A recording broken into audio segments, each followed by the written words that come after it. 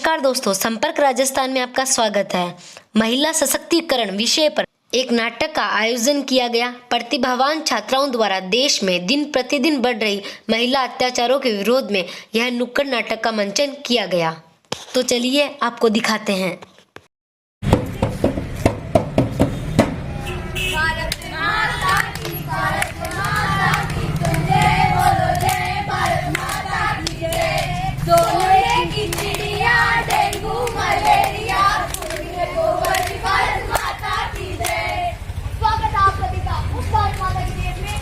हर व्यक्ति के जीवन के साथ अत्याचार हो रहा है। स्वागत है आपका उस भारत माता के देश में जहाँ हर नेता हर समस्या पर बोलता तो बहुत कुछ है पर करता कुछ भी नहीं। स्वागत है आप सबका उस भारत माता के देश में जहाँ हर साल हजारों की संख्या में डोमेस्टिक वायलेंस केस दर्ज हो रहे हैं। स्वागत है आप सभी का उस भारत माता के देश में जहाँ हर परिवार में एक इंसान तो ऐसा होता है जो महिलाओं को बोलता है अपने सपनों के लिए कॉम्प्रोमाइज करो। कॉम्प्रोमाइज क्यों करें हम कॉम्प्रोमाइज? हम नारी है नारी जो आज भी समाज की नजरों में बेबस और नारी। पर एक दिन ऐसा जरूर आएगा जिस दिन हम अपने पैरों पर खड़े होकर दिखाएंगे और उस दिन इस समाज को अपनी सोच बदलना सिखाएंगे। अरे जब इस समाज को तेरी नहीं पड़ी तो तुम इसे बदलने पर क्यों अड़ी? ऐसा ही होता आया है और ऐसा ही होता रहेगा। महिलाओं के बारे में समाज का नजरिया कभी नहीं बदलेगा। जो तेरा है वो मेरा, जो मेरा है वो मेरा, जो मेरा है वो मेरा, जो मेरा है वो मेरा।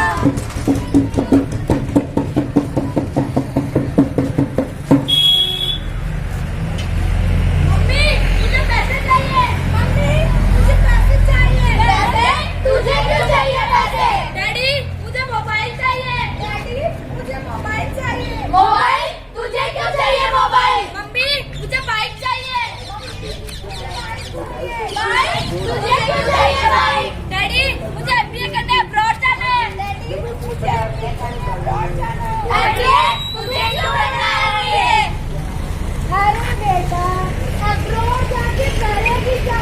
40 लाख का खर्चा आएगा। और फिर तू आएगी तो तेरा रिश्ता तय हो जाएगा। और आने के बाद तू तेरी शादी में मुझे दहेज भी देना पड़ेगा।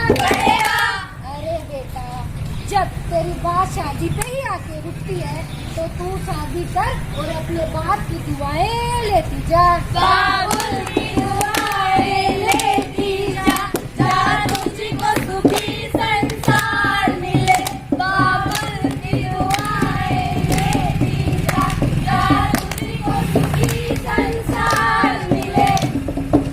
आज भी हमारे समाज में देश में लड़की को खुद का निर्णय लेने का पूरा अधिकार है, लेकिन उसके बावजूद भी ज्यादातर महिलाएं हाउसवाइफ है।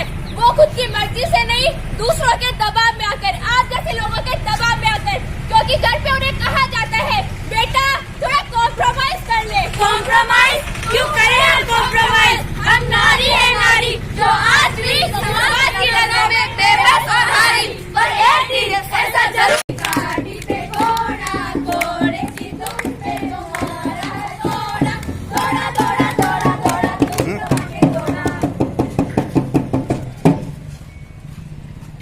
फोन ना थे पढ़ते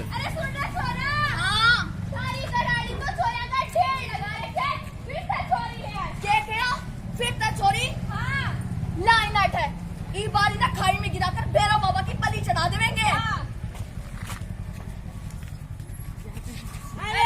बच्ची खड्डे में गिर गई। अरे सुनते हो बच्ची खड्डे में गिर गई।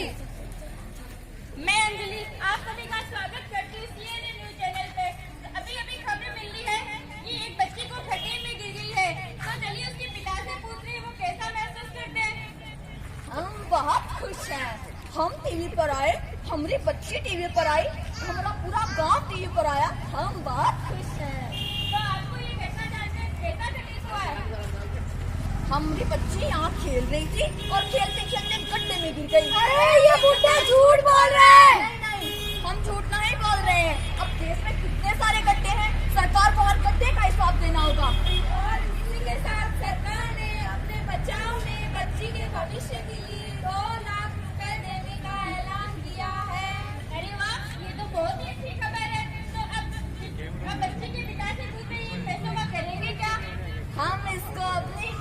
बाड़ी में इस्तेमाल करेंगे। अरे भविष्य का क्या?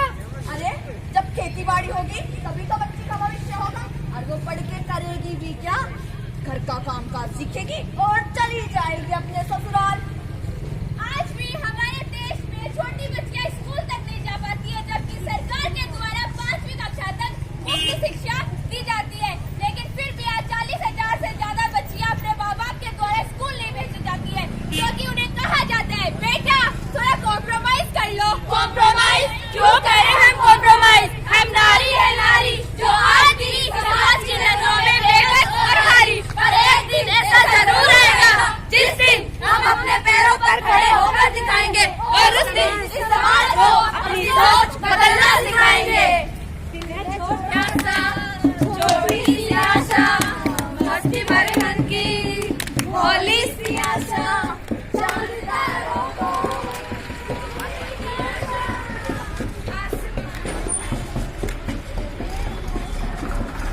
कहती है रचने वाली, हाथों में गहरी लाली, कई सखियां और कलियां हाथों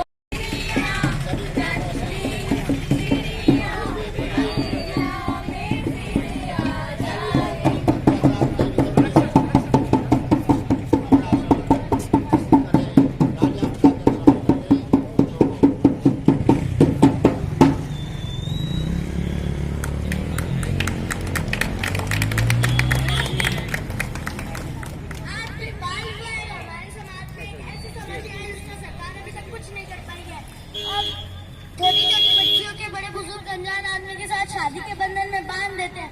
आखिर ऐसा क्यों?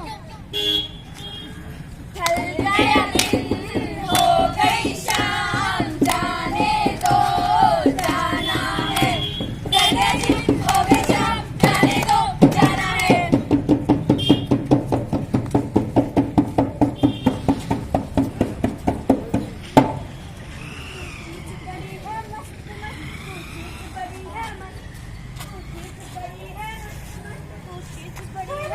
छोड़ो मुझे, छोड़ो मुझे, छोड़ो मुझे, छोड़ो मुझे।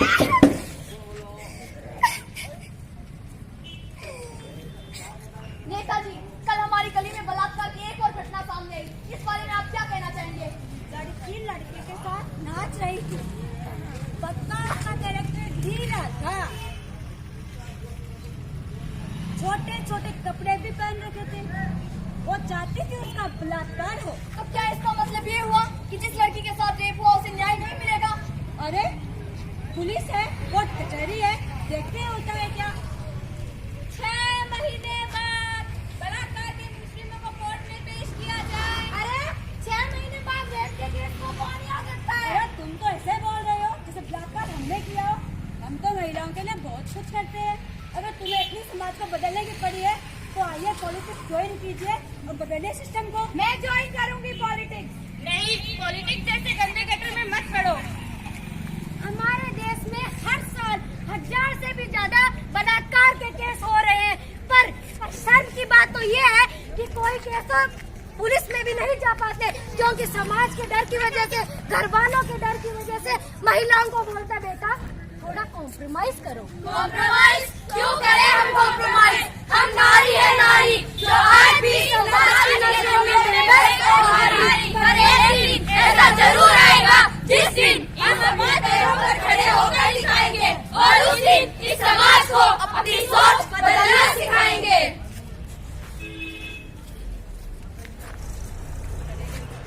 अरे देख देख, मेरी वाली आ रही है। अरे अब इसकी कहा रही, सुना है शादी होने वाली है। शादी? ऐसे किसान में शादी तो ना खुद दादा की नहीं, वो किसी और की नहीं होगी। नमस्ते भाभी जी। अरे कौन भाभी? तुम पीछे पड़े हो तुम सब। देखो मेरी सगाई हो चुकी है और कुछ ही दिनों बाद मेरी शादी भी होने वाली है। भैया जी, भाभी की तो शादी होने वाली है, तो हमारे देंगे क्या? छोड़ो मुझे, मैं साथ करूंगा। शादी नहीं आने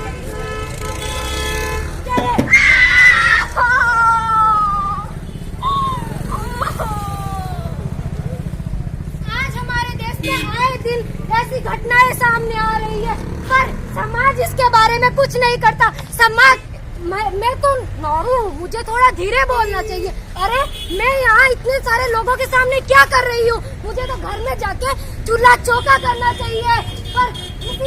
पर क्षमा करना जवाब, आज इस लड़की के साथ जो हुआ है, अगर समाज इसका साथ देता, इसको आत्मरक्षा के गुण सिखाता, तो इसके साथ ये नहीं होता। इसके साथ जो होता वो देखिए।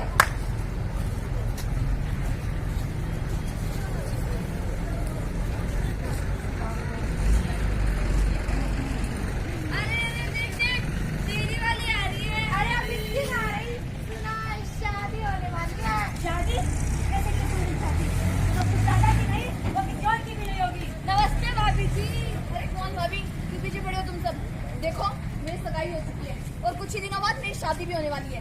भैया जी, भाभी की तो शादी होने वाली है, तो ओपा नहीं देंगे क्या? अब जब मैं तेरे साथ करूंगा वो तो जिंदगी भर याद रखेगी। ये ले